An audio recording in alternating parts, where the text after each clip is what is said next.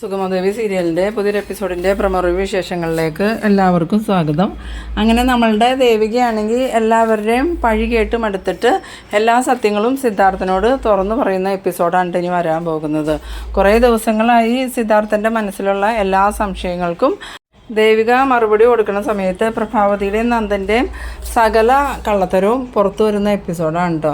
എന്തായാലും നമ്മളുടെ ഗിരീഷിന് സിദ്ധാർത്ഥനാണെങ്കിൽ ഗിരീഷിൻ്റെ വീട്ടിൽ കൊണ്ടുവന്നാക്കുന്ന സമയത്ത് രജനി ഭയങ്കര ദേഷ്യത്തോടുകൂടി ഗിരീഷിനോട് പറയുന്നുണ്ട്, ഇത് അവൾ കാരണമല്ല സംഭവിച്ചത്, അവൾ തന്നെയായിരിക്കും കേസ് കൊടുപ്പിച്ചതും നിങ്ങളെ ലോക്കപ്പിലിട്ട് തല്ലിച്ചതയ്ക്കാൻ പറഞ്ഞതും. എന്തായാലും ഇത് ഞാൻ അങ്ങനെ വെറുതെ വിടാനൊന്നും പോകുന്നില്ല, ഇപ്പം തന്നെ ഞാൻ ദേവികയെ വിളിച്ച് സംസാരിക്കേണ്ടെന്ന് പറയുമ്പം ഗിരീഷൻ പറയുന്നുണ്ട്, വേണ്ട ഇപ്പോൾ വിളിക്കേണ്ട, ദേവിക 2 പ്രാവശ്യം സ്റ്റേഷനിൽ വന്നിരുന്നു, പക്ഷേ ദേവികയ്ക്ക് ഒന്നും ചെയ്യാൻ പറ്റില്ല. അതുപോലെ തന്നെ സാറും മന്ത്രിയെ കണ്ട് സംസാരിച്ചു, മന്ത്രിയും എനിക്ക് വേണ്ടി ഒന്നും ചെയ്തില്ല, ഇതിൻ്റെ മേളിൽ എന്തൊക്കെയോ കാര്യങ്ങൾ നടക്കുന്നുണ്ട്, അത് നമുക്ക് അറിയില്ലാത്ത കാര്യങ്ങൾ, അതുകൊണ്ട് നീ ആവശ്യമില്ലാതെ ദേവികയെ വിളിച്ച് വഴക്ക് പറയാനൊന്നും നിൽക്കണ്ട. ആ സമയത്ത് രജനി പറയുന്നുണ്ട്, ഇതിനെല്ലാം കാരണക്കാരി അവളല്ലേ, അന്ന് ഗിരിയും അച്ഛനും അവളോട് പറഞ്ഞതല്ലേ ഈ പ്ലാന്റിന് അനുമതി കൊടുക്കരുതെന്ന്, എന്നിട്ട് അവൾ ആരോടും പറയാതെ ഈ പ്ലാന്റിന് അനുമതി കൊടുത്തതുകൊണ്ടല്ലേ ഈ പ്രശ്നങ്ങളൊക്കെ ഉണ്ടായെന്ന് ചോദിക്കുമ്പം ഈ ഗിരീശൻ പറയുന്നുണ്ട്, അത് തന്നെയാണ് ഞാൻ പറഞ്ഞത്, ദേവികയ്ക്ക് മേളിൽ അത്രമാത്രം സമ്മർദ്ദം ഉണ്ടായതുകൊണ്ടാണ് ദേവിക ആ പ്ലാന്റിന് അനുമതി കൊടുത്തത്,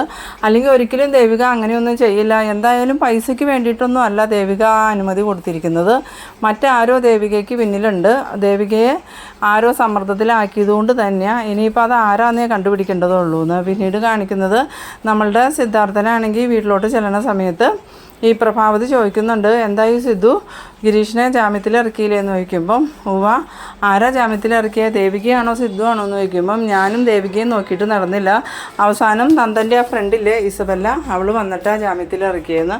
അന്നേരം പ്രഭാവതി ചോദിക്കുന്നുണ്ട്, ഇസബല്ലയോട് ആരാ പറഞ്ഞ, ശരിക്കും ആ കുട്ടി വന്നത് നമ്മുടെ ഭാഗ്യയെന്ന് പറയുമ്പം സിദ്ധാർത്ഥൻ പറയുന്നുണ്ട്, ഇനിയിപ്പോൾ അത് ഭാഗ്യമാണോ ഭാഗ്യദോഷമാണോ എന്നൊന്നും എനിക്കറിയില്ല, എന്തായാലും ഗിരിയെ പോലീസ് ഒരുപാട് മർദ്ദിച്ചു, അതിന് ഞാൻ കേസൊക്കെ കൊടുത്തിട്ട് വന്നേക്കണേന്ന്.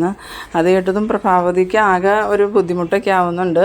എന്നിട്ട് സിദ്ധാർത്ഥൻ പറയുന്നുണ്ട്, ഇതിനെല്ലാം കാരണം ദേവിക ഒറ്റ ഒരുത്തിയ, അവളോട് ഞാൻ ആ പ്ലാന്റിന് അനുമതി കൊടുക്കരുതെന്ന് പറഞ്ഞതാ, എന്നിട്ട് എന്നോടൊരു വാക്ക് പോലും പറയാതെ ആ പ്ലാന്റിന് അനുമതി കൊടുത്തു, അഴിമതിക്കാരിയായ ഒരു MLA വെച്ച് പൊറപ്പിക്കാൻ പോലും എനിക്ക് താല്പര്യമില്ല, എന്തായാലും MLAയുടെ രാജി ആവശ്യപ്പെട്ട് അടുത്ത് തന്നെ പ്രക്ഷോഭം ഉണ്ടാകുമെന്ന്. ഇത് കേട്ടതും പ്രഭാവതിക്കാണെങ്കിൽ ഒന്നും പറയാനും പറ്റണില്ല.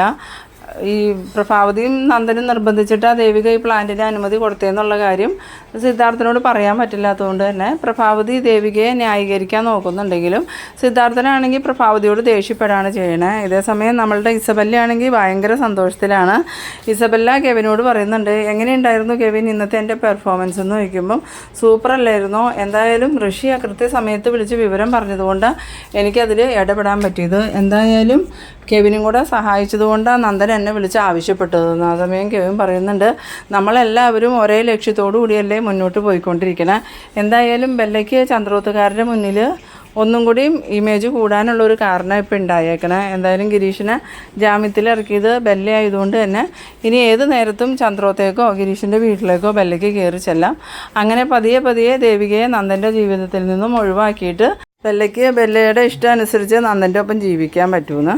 പിന്നീട് കാണിക്കുന്നത് നമ്മളുടെ ശാരികേനെയും രാധികേനെയൊക്കെയാണ്. ശാരികയാണെങ്കിൽ രാധികയോട് പറയുന്നുണ്ട്, ചേച്ചിക്ക് ഒരു ആവശ്യമില്ലാത്ത കാര്യമാണ് ചേച്ചി എന്നാൽ പ്ലാന്റിന് അനുമതി കൊടുത്തത്, അതുകൊണ്ടല്ലേ ഇപ്പോൾ ഗിരീഷ് ചേട്ടനെ പോലീസ് അറസ്റ്റ് ചെയ്തത്, അതുമാത്രമല്ല ചേച്ചി സ്റ്റേഷനിൽ ചെന്ന് പറഞ്ഞിട്ടും ഗിരീഷ് ചേട്ടന് ജാമ്യം കിട്ടിയില്ല എന്നാണ് പറഞ്ഞത്, പിന്നെ ആരാ ഗിരീഷിനെ ജാമ്യത്തിൽ ഇറക്കിയെന്ന് ചോദിക്കുമ്പം അതാ ഇസബല്ലയില്ലേ നന്ദേട്ടൻ്റെ ഫ്രണ്ട്, അവൾ വന്ന ഗിരീഷ് ചേട്ടനെ ജാമ്യത്തിൽ ഇറക്കിയത്, ഇനിയിപ്പോൾ എന്തൊക്കെ പ്രശ്നങ്ങൾ ഉണ്ടാകുമെന്ന് ദൈവത്തിന് മാത്രം അറിയാമെന്നും പറഞ്ഞ് ഈ രാധിക അങ്ങോട്ട് പോണ സമയത്ത് ഈ ശാരിക പറയുന്നുണ്ട്, എന്തായാലും ഇത് ചേച്ചിയുടെ കയ്യിൽ മാത്രം തെറ്റാ, ചേച്ചിയോട് സിദ്ധാർത്ഥൻ അങ്കിളും അതുപോലെ ഗിരീഷ് ചേട്ടനും പറഞ്ഞിരുന്ന പ്ലാന്റിന് അനുമതി കൊടുക്കരുതെന്ന്.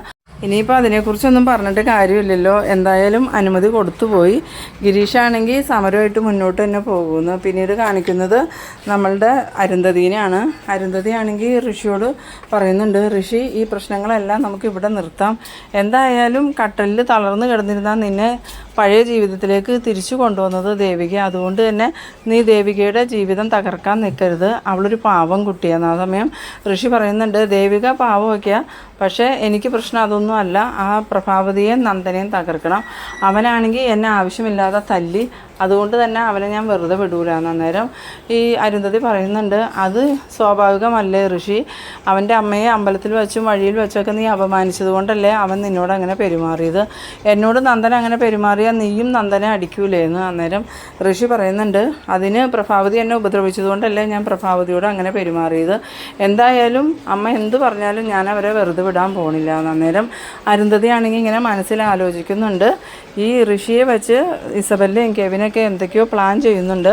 അതിന് ഋഷിയെ മുന്നിൽ നിർത്തുന്നതാണ്. എന്തെങ്കിലും പ്രശ്നം വന്നിട്ടുണ്ടെങ്കിൽ ഋഷിയുടെ ജീവിതം തന്നെ തകരുമല്ലോ. എന്തായാലും ഇതിൽ നിന്നും ഋഷിയെ രക്ഷിക്കണം, എത്രയും പെട്ടെന്ന് ദേവികയെ കണ്ട് സത്യങ്ങളെല്ലാം പറയണമെന്ന് ഇങ്ങനെ മനസ്സിൽ വിചാരിക്കുന്നുണ്ട്. പിന്നീട് നമ്മളുടെ ദേവികയാണെങ്കിൽ സ്റ്റേഷനിൽ നിന്നും പോണ വഴിക്ക് മുരളിയോട് ഒരുപാട് സങ്കടം പറഞ്ഞ് കരയുന്നുണ്ട്. ആ സമയത്ത് മുരളി പറയുന്നുണ്ട്, എന്തായാലും നന്ദനും പ്രഭാൻ്റെയും ആ പ്ലാന്റിന് അനുമതി കൊടുക്കാൻ പറഞ്ഞ് ദേവികയെ നിർബന്ധിച്ച സമയത്ത് ദേവികയ്ക്ക് അത് സിദ്ധാർത്ഥൻ സാറിനോട് പറയായിരുന്നു. അങ്ങനെയാണെങ്കിൽ ഈ പ്രശ്നങ്ങളൊന്നും ഉണ്ടാവില്ലായിരുന്നു എന്ന് പറയുമ്പം ദേവിക പറയുന്നുണ്ട്, അച്ഛനോട് പറഞ്ഞാൽ നന്ദു പ്രശ്നം ഉണ്ടാക്കുമെന്ന് പറഞ്ഞതുകൊണ്ടാണ് മുരളിയേട്ടാ ഞാൻ പറയാണ്ടിരുന്നത്. എന്തായാലും അമ്മയും മോനും കൂടി എന്നെ ഇതുപോലെ ചതിക്കുമെന്നൊന്നും ഞാൻ വിചാരിച്ചില്ല. ഒരിക്കലും അനുമതി കൊടുക്കാൻ പാടില്ലാത്ത ഒരു കാര്യത്തിനാണ് ഞാൻ അനുമതി കൊടുത്തത്. അന്ന് മന്ത്രിയെല്ലാം എന്നെ നിർബന്ധിച്ചതാണ്. അന്ന് ഞാൻ മന്ത്രിയെ എതിർത്തിട്ട് അനുമതി കൊടുക്കില്ല എന്ന് തന്നെയാണ് പറഞ്ഞത്. ഇന്നിപ്പോൾ മന്ത്രിയും പറയണത് ഞാൻ എന്തോ അഴിമതി നടത്തി അനുമതി കൊടുത്തെന്ന് തന്നെയാണ്. ഇനിയിപ്പോൾ ഞാൻ എന്ത് ചെയ്യും? എന്തായാലും ഞാനിന്ന് അച്ഛനോട് എല്ലാ കാര്യങ്ങളും പറയാനിരിക്കുമെന്ന്. അന്നേരം മുരളി പറയുന്നുണ്ട്, ഇനിയും ദേവിക ഇത് മറച്ചു വയ്ക്കരുത്, എത്രയും പെട്ടെന്ന് സിദ്ധാർത്ഥൻ സാറിനോട് സത്യങ്ങൾ പറയണം. നന്ദനും പ്രഭാൻ്റെയും പറഞ്ഞിട്ട് തന്നെയാണ് ഈ പ്ലാനിന് അനുമതി കൊടുത്തതെന്ന്. അങ്ങനെ ദേവിക മുരളിയോട് പറയുന്നുണ്ട്, എന്തായാലും ഇന്നത്തോടുകൂടി ഇതിന് ഞാനൊരു തീരുമാനം ഉണ്ടാക്കും. ഇനിയും ഈ ആവശ്യമില്ലാത്ത പഴി കേൾക്കാൻ എനിക്ക് പറ്റില്ല.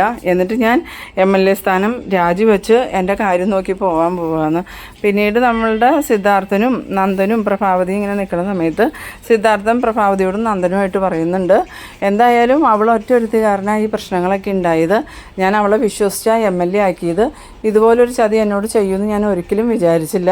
ഇന്ന് ഞാൻ ഗിരീഷിനെ ജാമ്യത്തിലിറക്കണ കാര്യം പറയാനായിട്ട് മന്ത്രിയുടെ അടുത്ത് ചെന്നപ്പം അയാളും പറയണത് ദേവികയല്ലേ ഈ പ്രശ്നങ്ങളൊക്കെ ഉണ്ടാക്കിയത്, അതുകൊണ്ട് ദേവികയുടെ രാജി ആവശ്യപ്പെടാനാണ് ഞാനിപ്പോൾ എന്ത് ചെയ്യണമെന്ന് അറിയാതെ നിൽക്കാമെന്ന്. ആ സമയത്ത് പ്രഭാവതി പറയുന്നുണ്ട്, സംഭവിക്കാനുള്ളതൊക്കെ സംഭവിച്ചു പോയി സിദ്ധു, ഇനി അതും പറഞ്ഞ് ദേവികയോട് ദേഷ്യപ്പെട്ടിട്ട് എന്താ കാര്യം എന്ന് വയ്ക്കുമ്പോൾ പ്രഭ എന്തറിഞ്ഞിട്ടാണ് ഈ സംസാരിക്കണേ, സംഭവിക്കാനുള്ളതൊക്കെ സംഭവിച്ചു പോയി എന്ന് പറയണേ, അതൊരിക്കലും സംഭവിക്കാൻ പാടില്ലാത്ത കാര്യമായിരുന്നു എന്ന് പറയുന്നു. അപ്പോൾ നന്ദനാണെങ്കിലും ഇവർ നിർബന്ധിച്ചിട്ടാണ് ഈ ദേവിക അനുമതി കൊടുത്തതെന്നുള്ള കാര്യം പറയണില്ല. അങ്ങനെ ഇവരുടെ സംസാരം കേൾക്കുന്ന സമയത്ത് ദേവിക അങ്ങോട്ട് വരുന്നുണ്ട്. ദേവികേനെ കണ്ടതും ഈ നന്ദനും പ്രഭാവതിയും മുഖമൊക്കെ വല്ലാണ്ടാവുന്നുണ്ട്. കാരണം സിദ്ധാർത്ഥൻ ദേവികയെ ഇങ്ങനെ വഴക്ക് പറയുമ്പം ഇവർ കാരണമല്ലോ എന്നുള്ളൊരു കുറ്റബോധം ഇവർക്കുള്ളത് കൊണ്ട് തന്നെ ഇവർ സിദ്ധാർത്ഥനോട് മിണ്ടാതിരിക്കാനൊക്കെ പറയുന്നുണ്ടെങ്കിലും സിദ്ധാർത്ഥനാണെങ്കിൽ ഭയങ്കര ദേഷ്യത്തിൽ തന്നെയാണ്. പാർട്ടിക്കാരുടെ മുമ്പിലും നേതാക്കന്മാരുടെ മുമ്പിലും പോലീസിൻ്റെ മുമ്പിലൊക്കെ നാണം കെട്ടതിൻ്റെ ആ ഒരു ദേഷ്യവും കൂടിയാണ് ഈ സിദ്ധാർത്ഥൻ തീർത്തുകൊണ്ടിരിക്കുന്നത്. അങ്ങനെ ദേവിക വന്നിട്ട് എന്താ അച്ഛാന്ന് ചോദിക്കുമ്പം ഒന്നുമില്ല, അഴിമതിക്കാരോടൊന്നും സംസാരിക്കാൻ എനിക്ക് താല്പര്യമില്ല എന്ന് പറയുന്ന നേരം ദേവിക ദേഷ്യത്തോടുകൂടി പറയുന്നുണ്ട്, അച്ഛൻ കുറേ ആയല്ലോ പറയണു അഴിമതിക്കാരി എന്ന്. ഞാനങ്ങനെ എന്താ അഴിമതി നടത്തിയതാണെന്ന് അച്ഛൻ പറയണേ, അച്ഛൻ്റെ കയ്യിൽ അതിനെന്തെങ്കിലും തെളിവുണ്ടോ എന്ന് ചോദിക്കണം. ആ സമയം സിദ്ധാർത്ഥൻ പറയുന്നുണ്ട്, തെളിവില്ലാഞ്ഞിട്ടാണോ ആ KK നായരുടെ പ്ലാന്റിന് നീ അനുമതി കൊടുത്തത്? ഇതേസമയം ദേവികയാണ് ഈ സത്യങ്ങൾ തുറന്നു പറഞ്ഞെങ്കിലോ എന്ന് വിചാരിച്ചിട്ട് നന്ദൻ ചെന്നിട്ട് പറയുന്നുണ്ട്, ദേവി നീ റൂമിലേക്ക് പോയിക്കോ, നീ സംസാരിക്കാൻ നിൽക്കണ്ടെന്ന് പറയുമ്പം ദേവിക പറയുന്നുണ്ട്, നന്ദു എൻ്റെ ദേഹത്ത് തൊട്ടു പോകരുത്, മാറി നിൽക്ക്, എനിക്ക് ഇനിയെങ്കിലും അച്ഛനോട് കാര്യങ്ങൾ പറയണം. ഒരുപാട് ദിവസങ്ങളായി ഞാൻ പഴി കേൾക്കാൻ തുടങ്ങിയിട്ട്, ഇനിയെങ്കിലും എനിക്ക് മനസ്സമാധാനമായിട്ടൊന്ന് ഉറങ്ങുകയെങ്കിലും ചെയ്യണം, സത്യങ്ങളെല്ലാം അച്ഛനെ അറിയണം. അത് കേട്ടതും പ്രഭാവതിയും നന്ദനും ആണെങ്കിൽ ഇങ്ങനെ ആകെ ഭയന്ന് നിൽക്കുന്നുണ്ട്.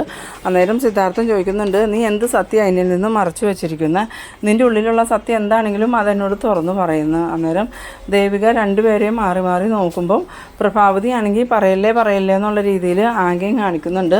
നന്ദനും അതുപോലെ തന്നെ പറയരുതെന്നുള്ള രീതിയിൽ ഇങ്ങനെ നിൽക്കുമ്പം ദേവിക പറയുന്നുണ്ട്, ഞാൻ മനഃപൂർവ്വം KK നായരുടെ പ്ലാന്റിന് അനുമതി കൊടുത്തതല്ല, എന്നെ അമ്മയും നന്ദും കൂടി നിർബന്ധിച്ച് ചെയ്യിപ്പിച്ചതാണ്. അതെന്തിനാ അവർ നിന്നെ നിർബന്ധിച്ചതെന്ന് ചോദിക്കുമ്പോൾ അതൊന്നും എനിക്കറിയില്ല, ഞാൻ ചോദിച്ചിട്ട് അതിനവർ വ്യക്തമായ മറുപടി ഒന്നും പറഞ്ഞില്ല. അതുമാത്രമല്ല കുറേ ദിവസങ്ങളായിട്ട് അമ്മയും നന്ദും എന്നിൽ നിന്ന് എന്തൊക്കെയോ മറച്ചു പിടിക്കുന്നുണ്ടെന്ന് എനിക്ക് തോന്നിയിട്ടുണ്ട്. ഇനി ഇതിൻ്റെ പിന്നിൽ ആരാന്നൊന്നും എനിക്കറിയില്ല. അമ്മയുടെയും നന്ദുവിൻ്റെയും ഭീഷണിക്കാണ് ഞാൻ ആ പ്ലാന്റിന് അനുമതി കൊടുത്തിരുന്നു. ആ സമയം സിദ്ധാർത്ഥനാണെങ്കിൽ എന്തൊക്കെയാണ് പ്രഭ ഞാൻ ഈ കേൾക്കണേന്ന് ചോദിക്കുമ്പോൾ പ്രഭാവതിയാണെങ്കിൽ പറയുന്നുണ്ട്, അങ്ങനെയൊക്കെ പറ്റിപ്പോയി സിദ്ധു എന്നോട് ക്ഷമിക്കണമെന്ന്. അന്നേരം സിദ്ധാർത്ഥനാണെങ്കിൽ പ്രഭാവതിയുടെ നന്ദൻ്റെ നേരെ ദേഷ്യപ്പെട്ടുകൊണ്ട് ചെന്നിട്ട് ചോദിക്കുന്നുണ്ട്, എന്താ നന്ദ ഞാൻ ഈ കേൾക്കണേ, നീയും പ്രഭയും കൂടി ചേർന്നാണോ ഈ പ്ലാന്റിന് അനുമതി കൊടുപ്പിച്ചതെന്ന്. ആ സമയം ഈ നന്ദനാണെങ്കിൽ പറയുന്നുണ്ട്, അച്ഛാ അതങ്ങനെ സംഭവിച്ചു പോയി, അച്ഛൻ ഇനി അതിൻ്റെ പേരിൽ പ്രശ്നമൊന്നും ഉണ്ടാക്കരുതെന്ന്. അന്നേരം ദേവിക പറയുന്നുണ്ട്, ഇപ്പം അച്ഛന് മനസ്സിലായില്ലേ ഞാൻ മനഃപൂർവ്വം അല്ല പ്ലാന്റിന് അനുമതി കൊടുത്തതെന്ന്, ഇവരുടെ നിർബന്ധം സഹിക്കാൻ പറ്റാത്തതുകൊണ്ടാണ്. അതുമാത്രമല്ല നന്ദു ഇനി ആത്മഹത്യ ചെയ്യുമെന്ന് വരെയും എന്നോട് പറഞ്ഞു എന്ന്. അത് കേട്ടതും സിദ്ധാർത്ഥനാണെങ്കിൽ ഇങ്ങനെ ആകെ ഞെട്ടിത്തരിച്ച് നിൽക്കുന്നുണ്ട്. ആ സമയത്ത് പ്രഭാവതി മോളെ മതി നീ സംസാരിക്കണ്ടെന്ന് പറയുമ്പോൾ സിദ്ധാർത്ഥൻ പറയുന്നുണ്ട്, അവൾ സംസാരിക്കട്ടെ, അവൾ സംസാരിച്ചാൽ എന്താ പ്രശ്നം, എല്ലാവരും കൂടി എന്നെ ചതിക്കുമായിരുന്നില്ലേ എന്നും പറഞ്ഞുകൊണ്ട് സിദ്ധാർത്ഥൻ ദേഷ്യത്തോടു കൂടി അങ്ങോട്ട് കയറിപ്പോകുന്ന ആ ഒരു സീനിലാണ് ഈ എപ്പിസോഡ് അവസാനിക്കുന്നത്. അപ്പോൾ നിങ്ങൾ എൻ്റെ വീഡിയോ ആദ്യമായി കാണുന്നവരാണെങ്കിൽ ചാനലൊന്ന് സബ്സ്ക്രൈബ് ചെയ്യാനും ഇഷ്ടമായാൽ ലൈക്ക് ചെയ്യാനും ഷെയർ ചെയ്യാനും മറക്കരുത്. അപ്പോൾ ഇതുപോലെ ഇൻട്രസ്റ്റിംഗ് ആയിട്ടുള്ള അടുത്തൊരു എപ്പിസോഡുമായി നമുക്ക് വീണ്ടും കാണാം. അതുവരേക്കും ബൈ ബൈ.